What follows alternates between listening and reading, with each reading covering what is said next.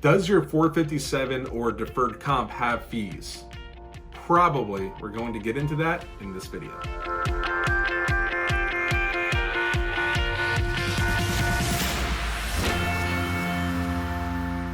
So if you don't know what a 457 is, we're going to go ahead and do a link up here to our video on what a 457 deferred comp is. But it's really a government savings plan like a 401k, but for government employees and public employees. So do you have fees inside of your 457 or your deferred comp? Probably. Okay, so deferred comps usually are bigger agencies. So you have the state of Florida, the state of Texas, the United States government.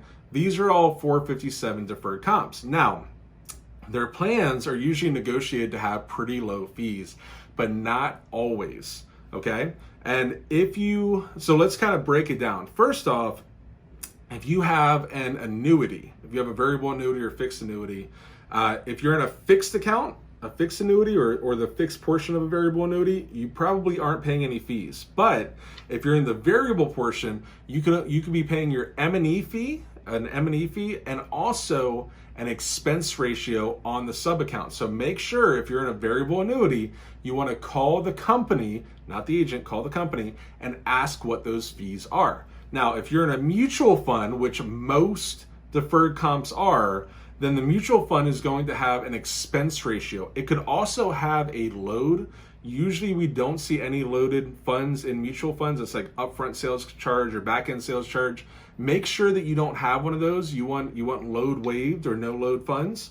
But they're still going to have expense ratios. And these expense ratios can be pretty expensive, 2% or more, depending on which company you have and which plan. The other thing that you want to be careful of is the smaller the agency, usually the more expensive the plan. They don't have the purchasing power of a huge agency. So you're either going to see lower fixed accounts, higher fees, things like that. Not always, but usually you'll see plans that aren't as good at the smaller agencies. So you just have to be careful and make sure that all of those extra expenses and the inability to have good purchasing power by your small agency isn't costing you a bunch of money in your retirement plan, because then you might want to contribute to something else, especially if they're not matching you. Thank you so much for watching my video. If you want more information about retirement, investing, making money easy, you can go ahead and click here. Or if you'd like to subscribe, it really helps the channel. And then you also get updates when we release new information. You can click here to do that. Thank you so much. Hope you have a great day.